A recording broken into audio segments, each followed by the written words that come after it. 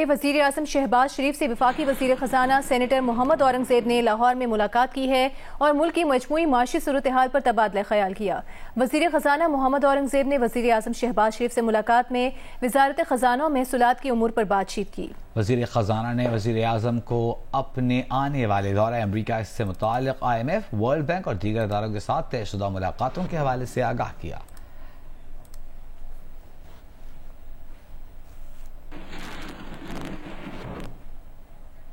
बहावलनगर में पेश आए अफसोसनाक वाक़े की तहक़ीक़ात और वाक़े के ज़िम्मेदारों का तयन करने के लिए सिक्योरिटी और पुलिस हुक्काम पर मुश्तमिल मुश्तरका इंक्वायरी की जाएगी। इख्तियारात का नाजायज़ इस्तेमाल करने वालों के खिलाफ कार्रवाई होगी। ISPR का बहावलनगर में पेश आए वाक़े पर बयान सामने आया है। ISPR के मुताबिक हाल ही में बहावलनगर में एक अफसोसनाक वाक़या पेश आया। पुलिस और अस्करी हुकाम के ताउन से मसला बर वक्त हल कर लिया गया। बाज़ अनासर ने तकसीम पैदा करने के लिए सोशल मीडिया पर प्रोपेगेंडा शुरू कर दिया।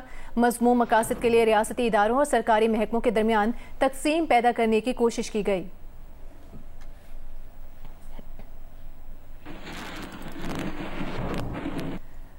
और पंजाब हुकूमत ने बहावलनगर वाक़े की तहकीकात के लिए मुश्तरका इंक्वायरी टीम तश्कील दे दी है। पंजाब हुकूमत के तर्जुमान का कहना है कि बहावलनगर का वाक़या अफसोसनाक है। महकमा दाखिला और सिक्योरिटी इदारों पर मुश्तमिल जॉइंट इंक्वायरी टीम तश्कील दे दी गई है। मुफाद परस्तों को रियासती इदारों के खिलाफ प्रोपेगेंडे की इजाज़त नहीं दी जाएगी।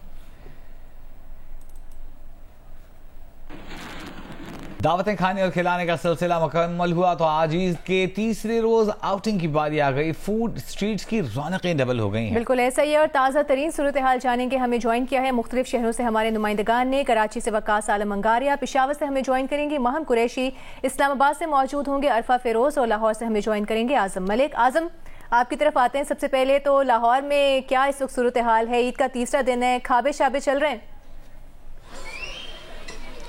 जी देखें, बिल्कुल लाहौर, जब लाहौर का नाम आता है तो ख्वाबों का नाम वैसे ही आ जाता है। और आपको पता है रमज़ान का पूरा महीना जो है वो लोग घरों पे सहर अफ्तार का बंदोबस्त करते हैं। लाहौरियों का एक टिपिकल स्टाइल है, चूँकि ये बड़ा मेट्रोपॉलिटन सिटी है तो जब ईद के दिन आते हैं तो लाहौर बहुत बड़ी तादाद में खाली हो चुका होता है। लाहौर की सड़कें ऐसी सुनसान हो चुकी होती हैं और जब जो लाहौरी होते हैं तो उनको इंटरटेनमेंट करने के लिए कोई ना कोई जगह चाहिए होती है।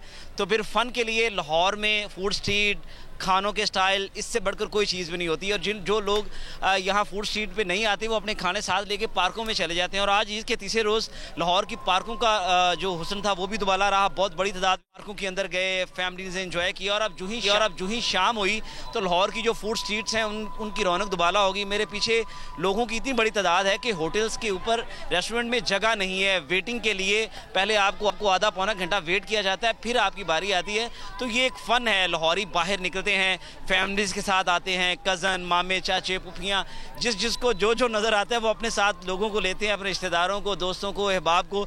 और फूड स्ट्रीट और ऐसी जगहों का रुख जहाँ पर खाने के साथ साथ इंजॉय करते हैं और दीगर गुफ्तगू होती है। तो ये एक बड़ी फैमिली फेस्टिविटी है। छोटी ईद, मीठे वाली ईद है, तो इस ईद का खास मज़ा है घरों से बाहर खाने को इंजॉय करना। जी ठीक है। अब इसके बाद हम रुख करेंगे पेशावर का, जहां से महम कुरैशी में ज्वाइन करेंगे। महम, आप बताइएगा कि इस वक्त पेशावर की फूड स्ट्रीट्स की क्या सूरत हाल है? जी बिल्कुल, पेशावर के शहरी भी जो है वो ईद का तीसरा रोज़ जो है वो पूरे जोश व खरोश से मना रहे हैं। अमूमन ईद का पहला और दूसरा दिन जो होता है वो तो लोग रिश्तेदारों के घरों में जाते हैं या उनको अपने घरों में दावत देते हैं, लेकिन तीसरे दिन जो है वो आउटिंग के लिए घरों से बाहर निकलते हैं। कोई पार्क्स वगैरह में जाता है। दिन में ज़ू में गए थे लोग, पार्क्स में जा रहे थे, वहाँ जाके इंजॉय कर रहे थे, लेकिन रात होते ही जो है उन्होंने रेस्टोरेंट्स वगैरह का रुख करना शुरू कर दिया है। और पेशावर में जो है, पेशावर के लोग जो है वो नमक मंडी को ज़्यादा प्रेफर करते हैं। यहाँ पे बनने वाले जो खाने हैं, पकवान हैं, वो इतने मशहूर हैं। वो सिर्फ पेशावर में मशहूर नहीं है बल्कि बाकी शहरों में भी काफ़ी मशहूर हैं। और यहाँ के लोग जो हैं वो यहाँ पर आकर खाना ज़्यादा प्रेफर करते हैं, उनको ये काफ़ी पसंद है। अगर बात करें यहाँ पर बनने वाले खानों की तो यहाँ पर सबसे ज़्यादा जो पसंद किया जाता है वो इनका रीता है। लोकल ज़बान में रीता कहते हैं, जिसको हम बारबेक्यू भी कह सकते हैं और नमकीन टिक्का भी कह सकते हैं। इसके अलावा यहाँ पर दम पुख्त बनाया जाता है और स्पिन यहाँ पर काफ़ी मशहूर है। यहाँ पर बनने वाले खानों में सबसे अच्छी बात यह है कि उसमें मुख्तलिफ मसालों का इस्तेमाल नहीं किया जाता, बल्कि सिर्फ नमक और दुम्बे की लाट में ये खाने बनाए जाते हैं। इस वजह से ये काफ़ी ज़्यादा मशहूर है। पेशावर के शहरी ईद मनाने के लिए और ईद का मज़ा दुबाला करने के लिए उन्होंने नमक मंडी का रुख किया है। तो यहाँ पर वो आए हुए हैं, बड़ी तादाद उनकी बाजार में आई हुई है और यहाँ पर आके वो इससे लुत्फ़अंदोज़ हो रहे हैं। तरीके से एंजॉय करें। महम, आपने हमें अपडेट किया। पेशावर से कराची का रुख करते हैं। वकास, आप ही बताइएगा, कराची के रहने वाले तीसरा दिन ईद का कैसे एंजॉय करें? जी देखें, कराची में तो ईद के तीनों दिन ही रश था। पहले दिन से लेकर आज तक जो है तीसरे दिन तक मैंने ये देखा है कि कराची के तमाम तफरीही मकामात, तमाम जो है वो रेस्टोरेंट्स, फूड स्ट्रीट्स पर इतना ज़्यादा रश है कि मेरा नहीं ख्याल कि इससे अच्छी ईद और इससे ज़्यादा पुररौनक ईद पाकिस्तान में कहीं हो रही हो। इस वक्त जो है मैं फूड स्ट्रीट, कराची की बड़ी मशहूर फूड स्ट्रीट है बोट बेसन, वहाँ पर मौजूद हूँ। अच्छा, बोट बेसन की खासियत ये है कि यहाँ पे आपको तमाम तरीके, तमाम जायकों के खाने मिलेंगे, चाहे आप रिवायती खाने के शौकीन हैं या आप जो है वो कॉन्टिनेंटल खानों के शौकीन हैं। अलगर्ज के आप किसी भी खाने के शौकीन हैं, आपको बस खाने का शौकीन होना है, आपको वो बोट बेसन से अच्छा ऑप्शन कहीं नहीं मिलेगा। और अब ये सूरत हाल है कि तीन के बोट बेसन में भी यहाँ पर वेटिंग है, लोगों, इतना रश है यहाँ पे लोगों का। फैमिलीज़ आई हुई हैं, बच्चे आए हुए हैं, दोस्त अपने जो है वो ग्रुप्स की सूरत में आए हुए हैं। कोई यहाँ पे मशहूर कढ़ाई वो खा रहा है, कोई जो है वो यहाँ पे बारबेक्यू का दिलदादा है। ठीक है। यहाँ पे आप देखेंगे कि तो ईद का समा है, ऐसा लगता है कराची में कोई बैठा ही नहीं है घर में। जी अच्छा, वकास हमें कराची की सूरत हाल से आगाह कर रहे थे बोट बेसन कराची से। और अब रुख करेंगे हमारे साथ मौजूद इस्लामाबाद से अरफा फिरोज। अरफा, वहाँ का माहौल बताइएगा।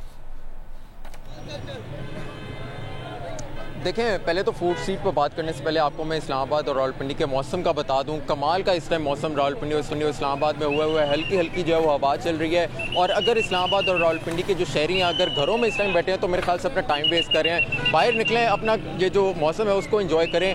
फूड स्ट्रीट जो है वो करतारपुर सदर और 6 रोड पर 3 बड़ी फूड स्ट्रीट हैं रावलपिंडी में, और मैं इस टाइम जो है वो 6 रोड की फूड स्ट्रीट पर मौजूद हूँ। इस फूड स्ट्रीट की सबसे बेस्ट बात है कि यहाँ एक तो हर चीज़ आपको मिल जाती है। आपको अगर खाने हैं, बारबेक्यू खाना है या किसी भी टाइप का अगर आपने बिरयानी खानी है तो यहाँ आप जो वो ज़रूर पहुँच सकते हैं। इसके साथ साथ ना सिर्फ खानों के हवाले से यहाँ जो है माहौल भी बहुत ही अच्छा है, क्योंकि पास ही अलामा इकबाल पार्क है और पिंडी स्टेडियम के बिल्कुल साथ है। वहाँ जाकर आप इंजॉय भी कर सकते हैं फैमिलीज़ के साथ और वहाँ वॉक भी कर सकते हैं। नौजवान भी यहाँ हमें काफ़ी तादाद में नज़र आ रहे हैं, फैमिलीज भी यहाँ नज़र आ रही हैं। तो यहाँ खा भी रहे हैं, वॉकिंग भी हो रही है, बातचीत भी हो रही है, वॉक एंड टॉक भी हो रही है, और मुख्तलिफ जो यहाँ टिक्के की दुकानें हैं वहाँ भी हमें काफ़ी ज़्यादा नज़र आ रही है। बहुत शुक्रिया अरफा फिरोज हमारे साथ मौजूद थे। वकास आलम अंगारिया, महम कुरैशी हमारे साथ मौजूद थी और इसके अलावा हमारे साथ आजम मलिक मौजूद थे लाहौर से। आप तमाम का बेहद शुक्रिया। आगे बढ़ते हैं और आपको ये बताते हैं कि ऑल कराची ताजिर इत्तेहाद के मुताबिक कराची में ईद पर 70% सामान फरोख्त ना हो सका। अतीक मीर का कहना है कि कराची में सिर्फ 1.25 करोड़ अफराद ने नए कपड़े खरीदे। उन्होंने दावा किया कि इस ईद पर ताजिर महज 18 अरब रुपए का माल बेच सके। महंगाई और अमन अमान के खदशात भी खरीदो फरोख्त में हायल रहे। बलूचिस्तान के शिमाली और पाक अफगान सरहदी इलाके गैर मामूली तूफान के असर में आ गए हैं। अफगानिस्तान के सरहदी रेगिस्तान से उठने वाला रेतीला तूफान पाकिस्तानी इलाकों में दाखिल हो गया है। चमन, किला अब्दुल्ला, पशीन, गुलिस्तान, जंगल पीर अली जई और सरानान में रेत का तूफान 40 से 50 किलोमीटर फी घंटे की रफ्तार से चलने वाली हवाएं तूफान से मामूलात जिंदगी मफलूज होकर रह गए।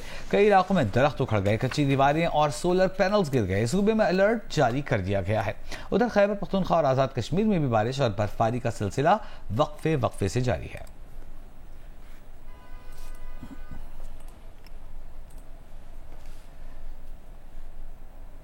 गजा में इस्राएली फौज के वहशियाना हमले जारी हैं। इस्राएली हमलों में गुज़िश्ता 24 घंटों में 89 फलस्तीनी शहीद हो चुके हैं। फलस्तीनी वज़ारत सेहत के मुताबिक 7 अक्टूबर से अब तक फलस्तीनी शहदा की तादाद 33,634 हो गई है। इस्राएली हमलों में अब तक 76,214 फलस्तीनी जख्मी हो चुके हैं।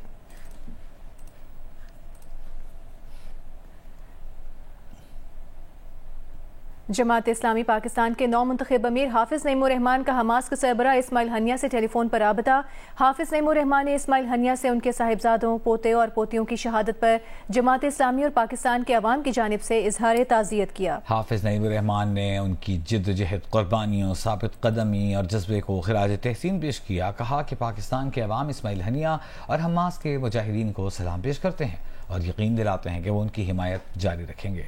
इस्माइल हनिया ने हाफिज नईमुर रहमान और जमात इस्लामी की जानिब से अहले गज़ा के लिए दी गई कोशिशों पर शुक्रिया अदा किया।